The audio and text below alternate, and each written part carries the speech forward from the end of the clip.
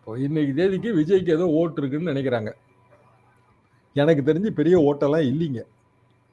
விஜய்க்கு வந்து ஒரு சூப்பர் ஸ்டாராக ஒரு பாப்புலாரிட்டி இருக்கு. பார்க்கணும்னு நினைக்கிறவங்க எண்ணிக்கை ஜாஸ்தியா இருக்கு. ஓட்டு போடணும்னு நினைக்கிறவங்க எண்ணிக்கை இல்லை. விஜயை பார்க்கணும். அப்போ சுப்ரீம் கோர்ட்ல மேட்ரு இனி ஹைகோர்ட்டுக்கே வராதுங்க, லோயர் கோர்ட்டுக்கு போகாது. இப்போ அரஸ்டான மாவட்ட செயலாளரை எஸ்ஐடி வந்து கஸ்டடி வாங்கி இப்ப விசாரிக்குது. அவருக்கு 2 நாள் 5 நாள் கஸ்டடி கேட்டாங்க, 2 நாள் கஸ்டடி கொடுத்துருக்கு கோர்ட். எக்ஸ்டெண்ட் பண்ணலாம்.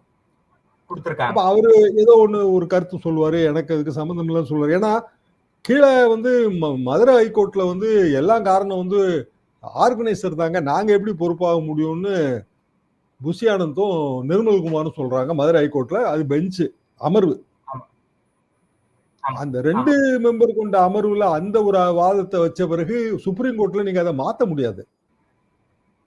சரி, இதுல வந்துங்க பாயிண்ட் ஆஃப் ஃபேக்ட் இருக்கும். உண்மையை நீங்க மாத்த முடியாது. பாயிண்ட் ஆஃப் லா தான் மாத்த முடியும்.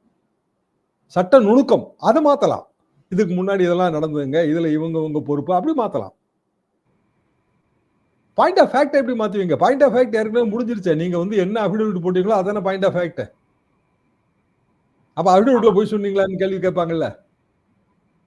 அப்போ இந்த இடத்துல வந்துங்க அவர் ஒரு பொறியில சிக்கியிருக்காரு. இப்போ அவர் வந்து கிளவரா ஹேண்டில் பண்ணித்தான் இதுல இருந்து மீள முடியும்.